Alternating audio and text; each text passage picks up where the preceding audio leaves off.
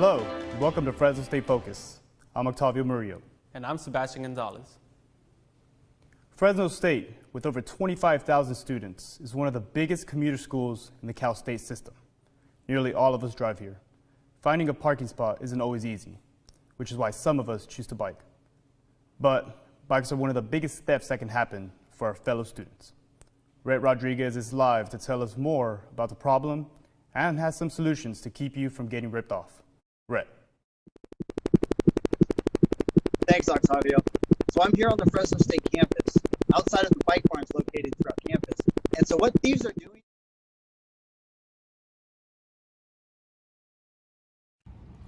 Thieves are getting bold, stealing bikes in broad daylight. Fresno State student Athena Clayson rides her bike to class almost every day and says this is not a new problem. My class got their bike stolen when we were freshmen, and that was over by the dorms. They all had locks on, they all had chains on. People have had their bike seats stolen, so I know at least 10 people have had their bike stolen.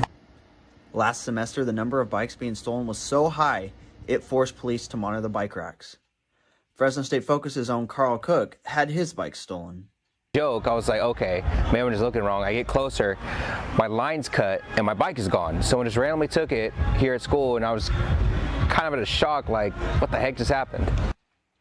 Amy Luna from the Fresno State Police Department says there are steps that students can take to protect their bikes.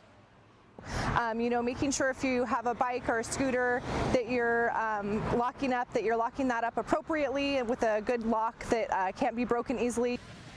Cable locks like this provide a false sense of security.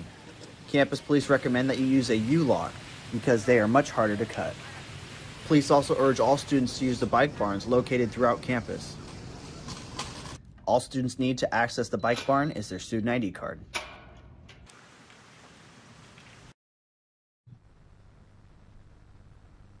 With those solutions, students can keep their bikes like these in their own hands and out of thieves. If not, they might find themselves riding the Chevrolet. On the Fresno State campus, Rhett Rodriguez, Fresno State Focus.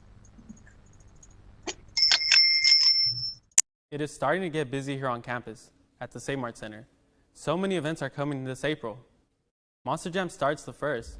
For those who have kids, Blippi is coming. Other concerts including reggaeton singer Raul Alejandro, Ladies Night Out featuring Keith Sweat, and for those who love country, Cody Johnson is coming. And just announced today, as of Friday, you will no longer need proof of vaccination and negative COVID tests to enter. Fresno State offers 70 unique clubs open for students to join, but only one teaches the modern art of swordsmanship. It's called Kendo, which translates the way of the sword. Every Friday, members old and young of the Kendo Club practice and train using bamboo swords, both a method of striking and blocking attacks. The Japanese martial art form has found a thriving home here at Fresno State. You see what you see, but in actuality, it requires not just physical stamina, but mental focus, preparation, technique. We may look like we're beating the crap out of each other, but relaxation is the key to any match. If you're not relaxed, if you're too tense, then you lost it. If you're at all scared, you lost it. Jared adds that Kendo Club is always open to new members. To see the full story on the university's Kendo Club, make sure you watch Focus on Sports tomorrow morning at 9. Fresno State is pulling all the stops to celebrate Cesar Chavez on what would have been his 95th birthday. The celebration of Chavez started last Thursday with a 2-hour celebration at the Fresno State Peace Garden. The statue of Chavez on campus was decorated in garlands in a ceremony led by Professor Emeritus Dan Sudarshan Kapoor. The event was organized by Day Del Toro from the Cross-Cultural and Gender Center. We had over 300 people attend our event, which is amazing, there to celebrate the accomplishments of Cesar Chavez, but also to listen about how we can continue to do more and continue to do better for our farm workers here in the Central Valley. After the large event last week, the school honored Chavez by not holding class on his birthday, tomorrow, March 31st. Tomorrow is also a federal holiday in the United States. Continuing with Women's History Month, we give thanks to the women who are behind the scenes making the magic happen. Professor Carrie Higgins-Dobney. Higgins-Dobney started her career in the industry 20 years ago, working in production. In 2006, she was a newscast director in Portland, Oregon. Higgins-Dobney joined the Fresno State MCJ family in 2018. Her being in the industry already, and then just like giving us so many knowledge of like what to expect outside after school is just very helpful for me, because now I know when I go out, like I'll feel more prepared. Higgins-Dobney has helped many students break through the industry. Her constant support for her students and magic behind the scenes is what makes this show possible. Our MCJ family wouldn't know what to do without you. Thank you, Carrie. In honor of History Month, the Fresno State Mathematics Department is making a pitch to bolster the profession. As Will Matthews shows us, they're hosting workshops and guest speakers to prepare the next generation of women mathematicians. In traditionally male-dominated spaces like math, some women feel there are many hoops to jump through. Others believe that these hoops are meant to be embroidered. Dr. Sarah Marie Bell Castro of Smith College hosted a lecture on topological graph theory, which studies the graphing of three-dimensional shapes. It also allows her to explore her favorite pastime. Like I'm knitting between classes, and then I go into a topology class, and then I suddenly am like, can I knit the object we're talking about? And there's another sort of question, which is like, what is the mathematical structure of the sweater that I'm making? Before the days of Apple and PC, there were human computers. These women calculated complex equations for NASA while facing both racism and sexism. According to a 2017 survey from the Pew Research Center, 50% of all women in science, tech, engineering, and math reported experiencing discrimination. The Fresno State Mathematics Department hosts a series of seminars this month as organized by Professor Carmen Caprow, who invites speakers to showcase their research for her students. Participants in this presentation collaborated using LimNu, an online graphing application. Doing their senior project this semester, or they have done it previous semester. And we also can have outside speakers to talk about their research area or any other area in mathematics that they are interested in. These seminars are providing insight into future career options that defy conventional expectations, something that junior Christy Nicod is used to doing as a woman studying math. They automatically assume I'm going to be a math teacher, like a high school math teacher. And when I explain to them, I'm probably not going to do that, they're like, then what else are you going to do? All month long, these notable women scholars have demonstrated that to succeed in math, you've got to be determined, precise, and above all else, sharp. Will Matthews, Fresno State Focus. According to the National Girls Collaborative Project, women in the U.S. earn 57% of bachelor's degrees across all fields. Of those degrees, only 42% are in math. You've seen their hype videos on social media, maybe even seen them at games. But do you really know what goes on behind the camera? Fresno State Focus reporter Holden Wheeler tells us more. Located in the North Gym, in the athletics office, lives the creative team. It is here where the unseen work happens. This is where the footage you see on social media comes to life.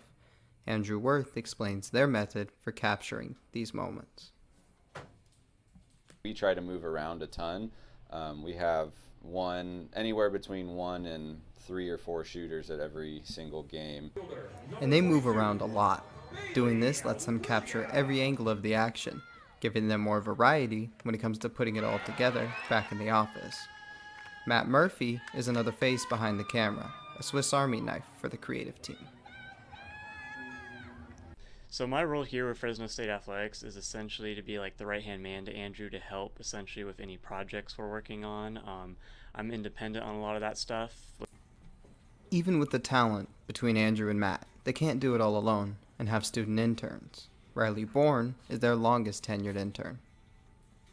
Well, I always kind of found it a little crazy that in such a, even like a casual environment, I somehow learned so much so quickly.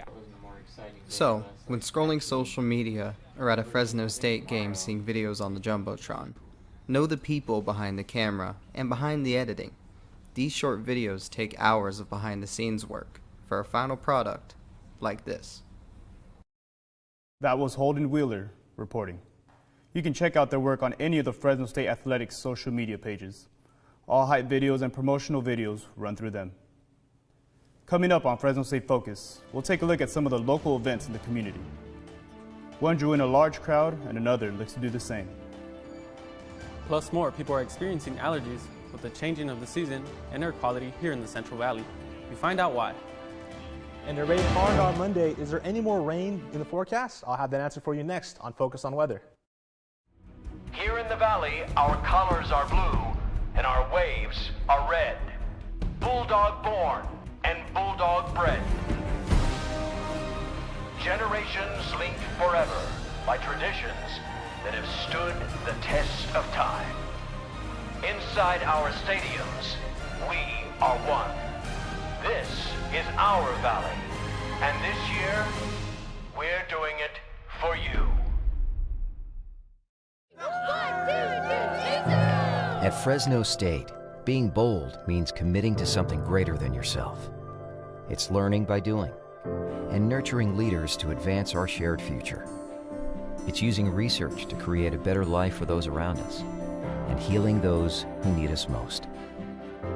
These are our stories, because at Fresno State, bold begins here.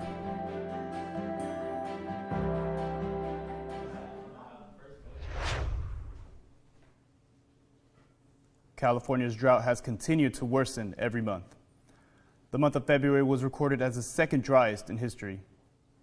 3 months ago, 80% of the state was experiencing extreme drought. As of March 24th, it is reported that it has dropped to 37% extreme drought. Dr. Lynn Williams, an associate professor at the Department of Agriculture and Business, tells us how the drought is affecting California. This affects labor. It affects farm workers considerably. We see more ground being fallowed, not planted. So with yields down, there's less demand for labor. It affects all aspects of the economy in the valley. I think there's no question about that. This is such an agricultural-centric region, probably the largest in the world. Even with the drop in extreme drought, 100% of the state is still affected by moderate drought. Governor Newsom signed an executive order on Monday, which will require cities and water districts to be more strict on conservation rules. Well, Octavio, we have good news. That rain on Monday helped with the drought. You're looking at now Waterdam Field. See some of the beautiful clouds out there for our beauty shot. Some people were out there working out on the track and field. You'll see clouds like this throughout the day. That's kind of why it worked great to kind of match the weather we have outside. Let's first take a look at the national satellite. You're looking at the Midwest region of our United States. You're looking at a lot of rain, a lot of weather. We probably saw a little bit of this weather. Mostly the weather we saw on Monday was right here north of Texas, but this rain is moving towards the eastern part of our country, and it'll continue to pour rain in Ohio, Indiana, Pennsylvania, that type of area, moving closer towards the eastern seaboard. We take a look now at the California map, and you're looking at from San Francisco to Los Angeles. It's mostly moving out of our area. You're noticing some weather patterns moving south, moving past us here in the Central Valley. You're going to continue to see that. We won't see rain for quite a while. You'll see some highs today, though, kind of in the nice spring area. You have 45 in Shaver, that's pretty cold. You have 64 in Mariposa, 66 in Stockton and Modesto. You also see 69 in Merced, 71 in Madera, 72 in Fresno, 71 in Mendota, and 70 in Coalinga. The highs, you notice how they were pretty much in the 70s. The lows for today are in the 40s, 50 range. You have 46 in Los Banos, 45 in Merced, 46 in Modesto, 46 in Stockton. The air quality, because of that rain, was nice and beautiful today, all green. And the extended outlook for this week, you have, as I mentioned, it's starting to going to be a little colder than usual, 71, 73. The 80s will come towards the weekend, and it'll get hot later next week, 81 on Tuesday, 90s later that week. That is your focus on weather. Back to you. April Fool's Day is this Friday. For many pranksters around campus, it's their time to shine. But did you know this special day has an incredible history? The day was invented in the 1500s by humorous scientist April Fields of Antarctica. With little to no humor to be found in his frozen village, Fields looked to pull pranks on unsuspected villagers. April Fields was truly a man amongst children. He was age 45 in a class of 9-year-olds when he discovered the joys of fooling members of his community. If it wasn't for him, we may never have discovered the joys of humor and never may have had April Fool's Day to begin with. Now, although it may sound too hard to believe, we assure you that every statement in this story is true. We wouldn't dedicate a time for a short piece of the origins of April Fool's Day just to fool you, would we? The weather may have been warm this past weekend, but it didn't stop people from showing up to a revived event. Fresno Fest was in full swing and drew large crowds. The biannual event was postponed in 2020 due to the COVID-19 pandemic. Everybody from radio personalities to vendors were excited to see so many people come out after waiting so long. We call it Fresno Fest for a reason. It's really about Fresno, Central Valley, and people looking to get out, support localism from the music, the food, the beer, and everything. So it's amazing to see this happening again after 2 years. Downtown Fresno and the Brewery District hope to continue the festival in the years that follow after such a successful turnout. Big Hat Days returns to the Central Valley this weekend. The annual event takes place this Saturday, April 2nd through Sunday, April 3rd. The event will take place in Old Town Clovis on Pulaski Avenue. Families attending the event can expect to listen to live music, shop local vendors, and enjoy some delicious festival food. As summer approaches and it continues to get hotter, here are some tips to protect your skin from the sun. Alexandria Romero, a histology technician, says that you should be wearing sunscreen with at least 30 SPF daily. This is a great way to stay safe while having fun in the sun. Yeah, so we see 5 to 8 patients a day, and approximately 1 in 5 Americans will actually develop skin cancer by the age they're 70, so it's very important that everyone wears sunscreen every day. Since the new year alone, Romero has seen over 200 cases of skin cancer. While some may believe sunscreen every day is excessive, it only takes 30 seconds out of your day to moisturize and stay safe. Allergy season is in full effect. The blossoms are out and the pollen levels are up. For those sensitive to allergies, it's time to start taking your medication because many are feeling the effects. If you aren't sure if you have allergies, some symptoms could be headaches, sneezing, sniffles, and itchy eyes, which are just some of the main ones. He has tissues all the time, or he basically has to take the allergy, kind of like the nasal spray to reduce his symptoms. To treat these seasonal allergies, doctors suggest over-the-counter medicine to reduce symptoms. Off-campus housing is offered to any and all students. Dejanique Martin gives us a look at the different student experiences living off campus. University currently has 4 dorms, which range from $900 to $1,200 monthly for students who live on campus, not including the meal plan. Personally, I think like off-campus living is a lot better, in my opinion, because it's a lot cheaper option. This is more convenient, yes, but living off campus I feel like is much better, as I've seen my friends living off campus. Housing is another option for students who are in need of housing but are not fond of traditional dorms. But are they worth it? We ask students their experiences. Like, it wasn't bad, but it wasn't good either. You just have to be aware of a lot of things moving into the apartment, like what to look for if something's wrong with the apartment, or say like you're having issues. Copper Beach, University Village, Bulldog Village are some of the other off-campus housing that is offered to students. Although many have had great experiences with student living, some have not. Adream Hoxie shares her not-so-good experience with us. It's only beneficial if you want cheap rent. Obviously, it helps, but if you think of the overall, they finesse you. You're paying $2,000 for a small average apartment with 4 people. The average rent in Fresno for a 900 square foot apartment is $1,900. Fresno used to be known for low rents, not anymore. Dejanique Martin, Fresno State Focus. If you are interested in finding out more information about any of these housing opportunities, on campus or off, you can visit their websites or come down to the office and get a tour. We'll be right back. We are one Fresno State, a university that celebrates the bold excellence of our students. Our Bulldogs become your child's teacher, your family's healthcare provider, your leader, your problem solver, your hero, A degree from Fresno State opens minds and opens doors. This is where bold begins. Here in the valley, our colors are blue and our waves are red. Bulldog born and bulldog bred. Generations linked forever by traditions that have stood the test of time. Inside our stadiums, we are one. This is our valley, and this year, we're doing it for you.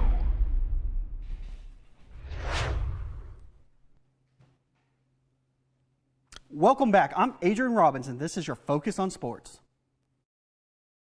A total of 13 football players are showcasing their skills in front of NFL scouts. Mark Anthony Lopez has what you need to know about the Fresno State football's Pro Day. Scouts from more than half the NFL were in attendance to watch these Bulldogs perform for the last time in Bulldog Stadium. Just another shot for us guys trying to make it to the league to put our best foot forward going into the draft next month. Temperatures on the field for Pro Day reached about 100 degrees, making the turf hard to maintain grip and leaving players slipping during the cone drill. I think I did pretty solid, slipping a little bit in some of the drills, but when we got down to the linebacker drills, I thought I was pretty slick on those. So.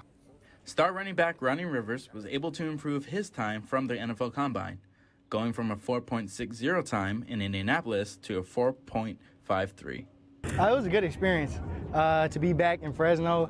Got the teammates supporting, family supporting. So it was a lot different than the Combine, less nerve-wracking, and it was good to be back in Fresno. Cornerback Deron Bland was the fastest Bulldog of the day. Bland recorded a 4.42 40-yard dash time. Really, it's like a dream come true. It's something you dream as a kid, so it's a little different than actually going through it.